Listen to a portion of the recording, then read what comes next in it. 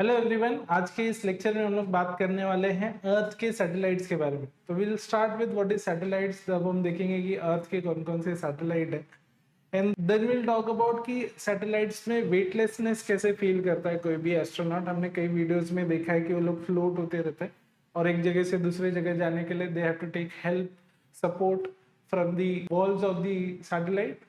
Next will talk about कि इसमें time period कितना लगता है एक सैटेलाइट को पूरा चक्कर लगाने के लिए एंड वो कौन कौन से फैक्टर्स पे डिपेंड करता है। And lastly will also talk about binding energy of the revolving satellites. Okay, so let us start with the first thing कि सैटेलाइट्स होता क्या है। दीज आर ऑब्जेक्ट जो अर्थ के आजू बाजू क्या करते रहेंगे, घूमते रहेंगे। अब इसमें जो नेचुरल सैटेलाइट हमारे लिए है वो क्या है, मून है, जो लगभग 27.3 डेज में एक पूरा चक्कर लगा लेता है। ये हमारा इकलौता नेचुरल सैटेलाइट है। अब इसके अलावा मैन मेड ऑब्जेक्ट्स जो हम भेजते हैं स्पेस में अर्थ के आजू बाजू घूमने के लिए, वो हमारे आर्टिफिशियल सैटेलाइट्स हो गए। तो सैटेलाइट्स में कौन कौन से सैटेलाइट्स है जो हमें पढ़ना है, इंपॉर्टेंट है हमारे लिए। तो दो मेन कैटेगरी है, एक है कम्युनिकेशन सैटेलाइट्स जिसको जियो स्टेशनरी सैटेलाइट्स भी बोलते हैं, और दूसरा है पोलार सैटेलाइट्स। तो इनके फंक्शंस और इनके अल्टीट्यूड्स ये दोनों में डिफरेंसेस है।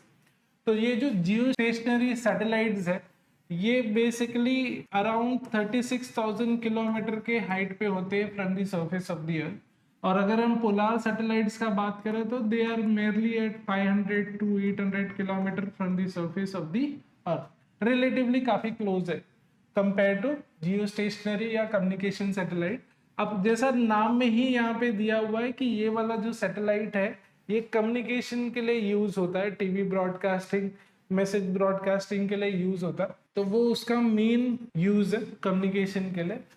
ये वाला बेसिकली हम लोग वेदर फोरकास्टिंग के लिए यूज करते हैं, मैपिंग के लिए भी हम लोग क्या कर सकते हैं, यूज कर सकते हैं, क्योंकि रिलेटिवली काफी नजदीक है अर्थ के सरफेस से।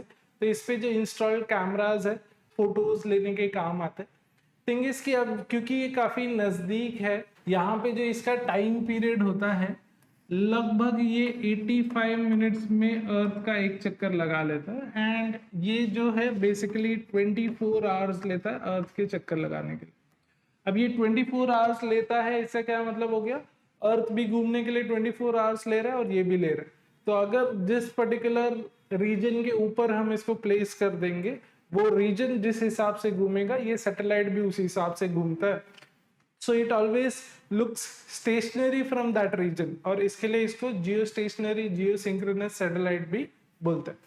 तो इनको ले जाने के लिए जो डिवाइसेस होते हैं, रॉकेट्स होते हैं, उनको हम GSLV और PSLV बोलते हैं।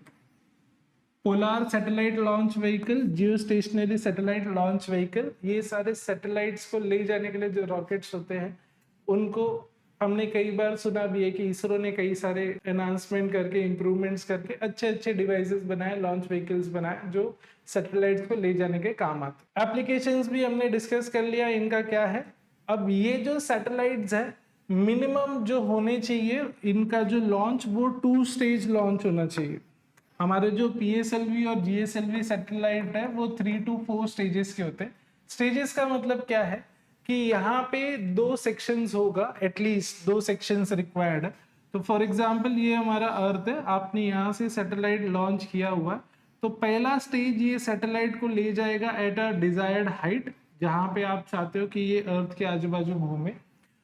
Then second stage will be ignited, started only when हम ये सैटेलाइट को रोटेट कर देंगे एट अ 90 डिग्री एंगल, और फिर यहाँ पे एक सर्टेन अमाउंट ऑफ बूस्ट देंगे by igniting the second stage, जिससे इसको कुछ एक वेलोसिटी मिलती है, हॉरिजॉन्टल वेलोसिटी मिलती है। नाउ ये हॉरिजॉन्टल वेलोसिटी डिफाइन करता है कि ये इस अर्थ के आजू बाजू घूमेगा कि नहीं घूमेगा, या कौन से पाथ में घूमेगा। Now look at this diagram, ये पॉइंट ऑफ प्रोजेक्शन है और यहाँ पे अलग अलग केसेस है। अगर ये जो हॉरिजॉन्टल वेलोसिटी है it is less than something called as critical velocity, तो क्रिटिकल वेलोसिटी पे हम आएंगे। तो ये पहला केस है, जब ये जो वेलोसिटी है जो इसको हमने इंपार्ट किया it is less than critical velocity, तो ये क्या करेगा, ये एक एलिप्टिकल पाथ फॉलो करेगा। नाउ प्लीज नोट, कोई भी एलिप्स जब हम बनाते हैं या कोई भी एलिप्टिकल पाथ जब होता है तो इसमें दो फोकाई होते हैं, F1 और F2। तो अगर अर्थ इधर है और यहां से वो स्टार्ट कर रहा है तो ये जो पॉइंट है इसको हम लोग उसका पेरिजी बोलते हैं, नियरेस्ट पॉइंट। और अगर यहां से स्टार्ट कर रहा है तो इसको हम क्या बोलते हैं, उसका एपोजी। अब यहाँ पे अगर आप ध्यान दोगे तो ये वाला जो पॉइंट ऑफ प्रोजेक्शन है ये अर्थ से फारदेस्ट है, अर्थ से फारदेस्ट है, तो ये उसका कौन सा पॉइंट बन जाता है, एपोजी पॉइंट। ठीक है, तो ये एलिप्टिकल पाथ तो फॉलो कर रहा है बट ये कौन सा पॉइंट बन जाता है, इसका point of projection apogee point बन जाता है। नियरेस्ट होता तो ये पेरिजी पॉइंट बनता। अच्छा, अब ये पर्टिकुलर पाथ में प्रोबेबिलिटी क्या है कि अब ये जो सैटेलाइट है ये अर्थ के नजदीक आ, अगर नजदीक आएगा तो देयर आर चांसेस कि वो अर्थ के एटमॉस्फेयर में भी जाए। अर्थ के एटमॉस्फेयर में जाएगा तो फ्रिक्शन की वजह से देयर आर चांसेस कि वो एनर्जी लूज करे, एनर्जी लूज करेगा तो उसका ऑर्बिट कम होते जाएगा और वो स्पाइरल डाउन करके अर्थ के सरफेस पे गिर सकता है। सेकेंड वाला पार्ट है कि आप क्रिटिकल वेलोसिटी के एकदम बराबर वेलोसिटी देते हो। ये जो हॉरिजॉन्टल प्रोजेक्शन वेलोसिटी हम दे रहे हैं यहाँ पे VH, if it is equal to critical velocity then and then only ये proper circular path follow करेगा। horizontal velocity जो हम impart कर रहे हैं, if it is equal to critical velocity then it will go around in a circular orbit। और आप ये critical velocity का फॉर्मूला डिराइव भी कर सकते हैं। हमें पता है कि सर्कुलर मोशन परफॉर्म कर रहा है तो सर्कुलर मोशन के लिए यहाँ पे सेंट्रीपिटल फोर्स होगा और ये सेंट्रीपिटल फोर्स इसे और कहीं नहीं ग्रेविटेशनल फोर्स से ही मिल रहा है। तो सेंट्रीपिटल फोर्स का फॉर्मूला क्या है, mvc²/r। Late us say it is at a distance r from the centre of the earth. और ग्रेविटेशनल फोर्स का फॉर्मूला क्या है, g into mass of earth, mass of the satellite divided by r²। तो यहाँ पे ये m cancel हो जाएगा, एक r भी हम कैंसिल कर सकते हैं, तो हमारे पास बचा vc² = gm/r। या फिर क्रिटिकल वेलोसिटी का फॉर्मूला हो गया यहाँ पे √gm/r, या इसको आप √gm/r is nothing but radius of the earth plus height of the satellite from the surface of the अर्थ। ठीक है, तो small r is always capital R plus h। अब इसमें आप और भी वेरिएशंस लेके लिख सकते हैं बट ये हमारा मेन फॉर्मूला हो गया। नेक्स्ट पॉसिबिलिटी इज कि आपने जो वेलोसिटी दिया it is greater than the critical velocity but it is less then the escape velocity. Escape velocity वो वेलोसिटी है विथ विच ऑब्जेक्ट क्या है, अर्थ का ग्रेविटेशनल फील्ड को छोड़ के चला जाएगा। ओके, वापस उसके चक्कर नहीं लगाने वाला। तो अब एस्केप वेलोसिटी से कम है लेकिन क्रिटिकल से ज्यादा, तो सर्कुलर पाथ तो नहीं फॉलो करेगा, वापस से कौन सा पाथ फॉलो करने वाला है, ये एलिप्टिकल। बट यहाँ पे डिफरेंस क्या है कि ये जो पॉइंट ऑफ प्रोजेक्शन है ये अर्थ के नजदीक वाला पॉइंट हो गया, मतलब ये इसका पेरिजी वाला पॉइंट हो गया। ओके, और ये वाला एलिप्टिकल पाथ क्या करते रहेगा, फॉलो करेगा। तो ये थर्ड केस हो गया। तो यहाँ पे मैं लिख दे रहा हूँ कि ये जो हॉरिजॉन्टल वेलोसिटी हम दे रहे हैं ये क्रिटिकल वेलोसिटी से ज्यादा है बट एस्केप वेलोसिटी से कम है। तो यहाँ पे आ जाएगा VE, VH और VC। सो जो वेलोसिटी हमने दिया क्रिटिकल से ज्यादा है और एस्केप से कम है तो इसके लिए निकल के जाने वाला पाथ छोड़ के उससे कम हो गया। एंड देन हो गया कि हमने जो वेलोसिटी दिया है it is exactly equal to escape velocity. तो जब horizontal velocity equal to escape velocity हो जाएगा then it will follow a parabolic path and it will go away from the earth, वो वापस वो रिटर्न नहीं आने वाला। and if in case आप velocity escape velocity से भी ज्यादा दे रहे तो भी ये निकल के चला जाएगा। अब खाली ये जो पाथ फॉलो करने वाला है वो हाइपरबोलिक पाथ है जो रिलेटिवली जल्दी निकल जा रहा है, बहुत ज्यादा नहीं घूम रहा है, जल्दी स्टीप पाथ है, या it is going away from the earth का ग्रेविटेशनल फील्ड। सो यहाँ पे हमने देख लिया ये कंडीशंस और हमने ये क्रिटिकल वेलोसिटी का फॉर्मूला भी निकाल लिया। अब अगर इसमें मैं स्पेशल केस का बात करूं कि जिसमें अर्थ के काफी क्लोज है, यानी r प्लस h को हम लोग क्या लिख सकते हैं, इक्वल टू r, तो फॉर्मूला क्या हो जाएगा, vc = √gm/r। one more formula that we know is gravity on the surface of the earth is gm by r square। तो यहाँ से मैं gm क्या लिख सकता हूँ, small g into r square. तो ये हो जाएगा रूट ऑफ gm की जगह पे small g into r square divided by r। एक r कैंसिल होके क्रिटिकल वेलोसिटी कितना मिल रहा है, रूट ऑफ जी आर। अभी आप कैलकुलेट कर सकते हो, जी भी पता है, अर्थ का रेडियस भी पता है, तो ये अप्रोक्सीमेटली अपने को 7.92 किलोमीटर पर सेकेंड का स्पीड आता है। सो ये थियोरेटिकल वैल्यू है for an object going around the earth very close to the surface. Next है वेटलेसनेस इन अ सैटेलाइट। तो वेटलेसनेस हम समझेंगे with an example of a lift. तो लिफ्ट में अगर आप किसी पर्सन को रख दोगे और लिफ्ट का पॉसिबिलिटी क्या है कि या तो वो रेस्ट पे रहेगा या फिर यूनिफॉर्म वेलोसिटी से चल रहा होगा। सो इन दिस केस क्या होगा, लिफ्ट में दो चीजें हैं, एक तो ये पर्सन का वेट है नीचे की तरफ mg और ऊपर की तरफ इसके ऊपर रिएक्शन रहता है n। जब यूनिफॉर्म वेलोसिटी से चल रहा है या रेस्ट पे है तो इन दिस केस यहाँ पे जो फोर्सेस है वो बेसिकली बैलेंस कर रहे हैं एक दूसरे को। Upward force is equal to downward force, यानी रिएक्शन इक्वल टू mg रहता है और जो एक्सपीरियंस करेगा वो वेट वो सेम ही रहने वाला, इक्वल टू उसका actual wait. But in a case जहां पे लिफ्ट है ना ऊपर की तरफ जा रही है, ऊपर की तरफ एक्सेलरेट कर रही है, तो let us say it is accelerating upward with an acceleration au, then in that case इसके ऊपर नेट फोर्स लगेगा, अपवर्ड फोर्स लगेगा, और फोर्स का फॉर्मूला हमें पता है क्या रहता है, मास इनटू एक्सेलरेशन। ठीक है, अभी भी ये दो फोर्सेस तो है ही है, n ऊपर की तरफ और mg नीचे की तरफ, बट नेट फोर्स किधर है, ऊपर की तरफ है, यानी अपवर्ड फोर्स यहाँ पे क्या हो गया, ग्रेटर हो गया। तो नेट फोर्स अपवर्ड हो गया n minus mg, net force upward क्या हो गया, n माइनस mg। तो इन this case n minus mg क्या था, इक्वल टू 0, क्योंकि एक्सटर्नल कोई फोर्स लग नहीं रहा था इससे, क्योंकि एक्सेलरेशन नहीं था। अब एक्सेलरेशन आ गया तो इसके ऊपर कोई तो नेट फोर्स लग रहा है, that is mass into acceleration. अब इसमें से आप क्या लिख सकते हो, n will be equal to mg plus mau। अब ये जो पार्ट है ये उसका एक्चुअल वेट है, प्लस ये वाला पार्ट क्या करता है, एक्स्ट्रा रिएक्शन पुट करता है बॉडी के ऊपर, and that is how we feel heavier जब भी लिफ्ट किधर की तरफ जाता है, ऊपर की तरफ विद एन एक्सेलरेशन। तो जब भी ऊपर की तरफ जाते वक्त एक्सेलरेशन है या नेट अपवर्ड एक्सेलरेशन है तो बॉडी हैवियर फील करता है, by how much, m into au। और थर्ड सिनारियो क्या है कि लिफ्ट नीचे की तरफ आ रहा है, ओके, लिफ्ट अब जब नीचे की तरफ आ रहा है विद सम एक्सेलरेशन ad, तो यहाँ पे इस बॉडी के ऊपर भी कुछ फोर्स एक्ट करेगा विच विल बी mad, है ना। प्लीज अंडरस्टैंड, जब भी एक्सेलरेशन है तो फोर्स होगा, फोर्स का फॉर्मूला है मास इनटू एक्सेलरेशन। अब जो एक्सेलरेशन है वो डाउनवर्ड है, यानी ये जो डाउनवर्ड फोर्स mg था वो अब ज्यादा है कंपेयर टू नेट रिएक्शन, यानी अब हमें मिलेगा mg minus n, net downward force will be mg minus n। Okay, so from this अब मैं क्या कर सकता हूँ, n इस बाजू ले लो, इसको इस बाजू ले लो, तो n हो जाएगा mg minus MAD।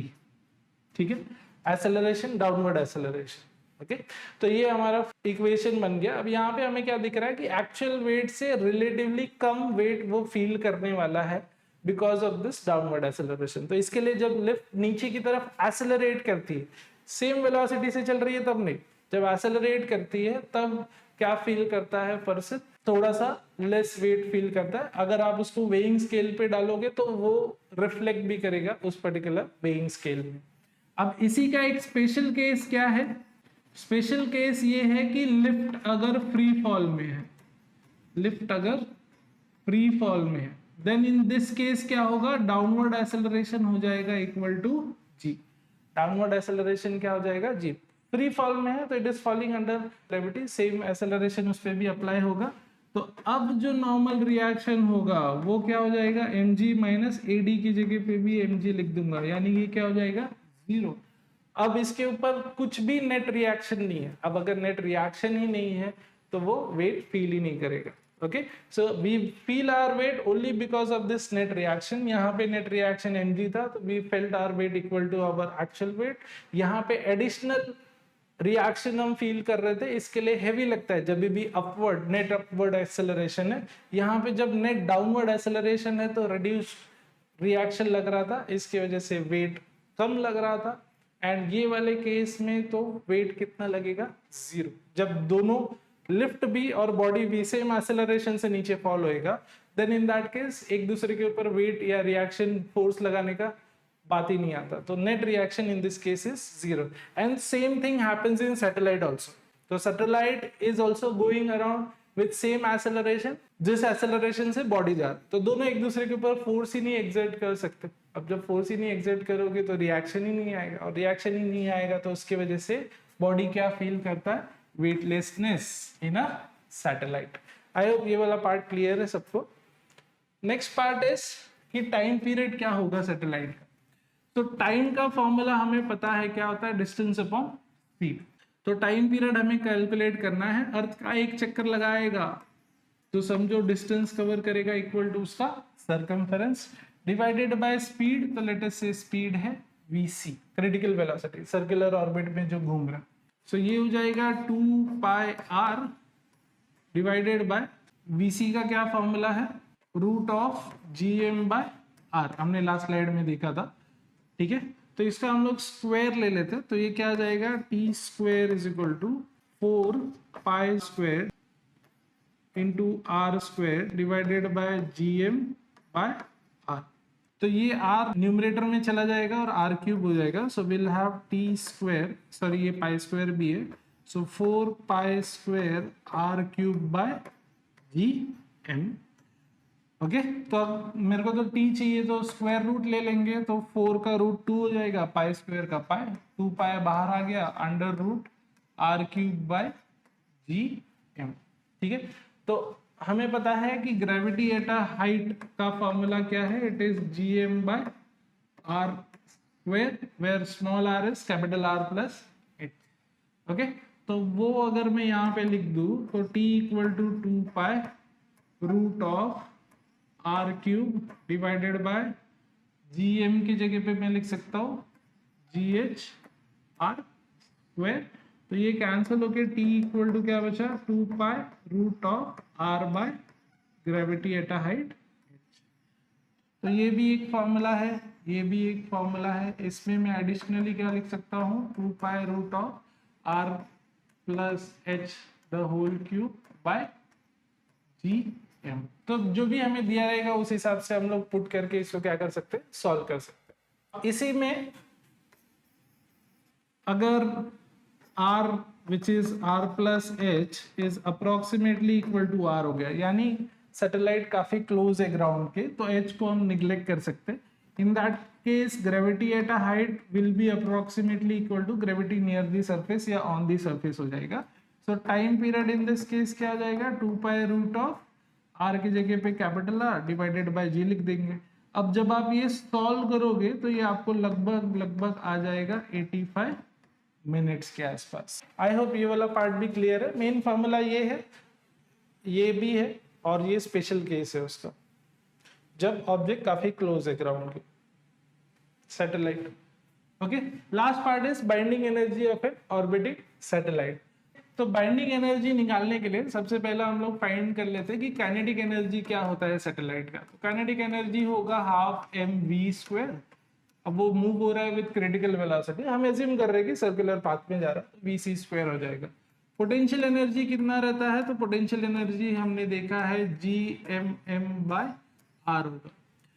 Minus gm by r gravitational potential है, इनटू मास कर दिया तो पोटेंशियल एनर्जी होता है माइनस gmm बाय r. तो टोटल एनर्जी कितना हो गया ऑर्बिटिंग सैटेलाइट का, तो हमको इसको ऐड करना पड़ेगा, potential energy plus kinetic energy. तो हो गया minus gmm by r plus half m vc square. vc हमने देखा था क्या था, vc हमने देखा था it was root of gm by r, right. तो vc स्क्वायर हो जाएगा gm by r, g capital M by r. तो आप देखोगे ये हाफ GMM/R हो गया, ये माइनस GMM/R हो गया।